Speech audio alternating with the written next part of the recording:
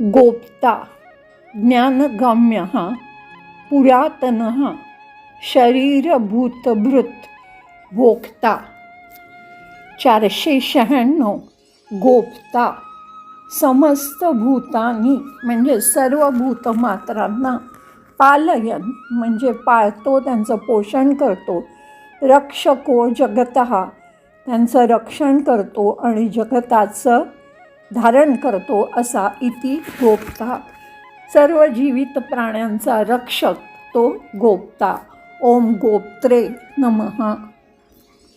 497 ज्ञानगम्यः न कर्मण कर्मानी नाही किंवा कृतीनी नाही, न ज्ञानकर्मभ्याम ज्ञान आणि कर्म यांच्या मिश्रणाने सुद्धा नाही, वा गम्यते तो लाभू शकत नाही, त्याला समजू शकत नाही, किंतु ज्ञानेन फक्त सत्य ज्ञानाने गम्यते म्हणजे त्याला प्राप्त करू शकतो, जाणू शकतो, त्याच्यापर्यंत पोचू शकतो असा जो तो ज्ञानगम्य हा जो केवळ सत्य ज्ञानानेच समजला जातो, केवळ शुद्ध ज्ञानाच्या सूक्ष्म अनुभूतींमार्फत जाणलं जाऊन त्याची अनुभूती होऊ शकते असा जो बुद्धीच्या पलीकडचा आहे आणि केवळ सत्याच्या ज्ञानानेच त्याची प्राप्ती होऊ शकते, शक्य होऊ शकते असा जो तो ज्ञानगम्य हा.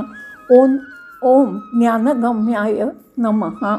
498 पुरातनः कालेन अपरिच्छिन्नत्वात म्हणजे काळाने जो मर्यादित नाही, पुरा सर्वांच्या आधीपासून सुरुवातीला, अपि भवती सगळ्या काळाच्या आधीसुद्धा जो अस्तित्वात होता, इति अतिशय प्राचीन असलेला, सर्वात जुना, काळाच्याही आधी जो अस्तित्वात होता म्हणून जो समयाच्या काळाच्या कसोटीवर मोजता येत नाही असा प्राचीन तो पुरातन हा.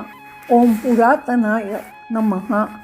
499 शरीरभूत भृत शरीर आरंभक शरीरांची निर्मिती करणारा, भूतांना भरणात सर्व प्राण्यांना प्राणरूपधरहा प्राण्यांना कार्यशील ठेवणारी, सजीव ठेवणारी जी जीवनशक्ती आहे त्या प्राणरूपात सर्व प्राण्यांच्या शरीराची निर्मिती करणारा तो शरीरभूतभृत, शरीरातील पंचमहाभूतांचं पोषण करणारा, या तत्वांची देखभाल करणारा असा जो तो शरीरभूतभृत. ओम शरीरभूतभृते नमः. 500 भोक्ता पालकत्वात भोक्ता हे सगळ्यांचं रक्षण पालन हा करतो म्हणून तो भोक्ता.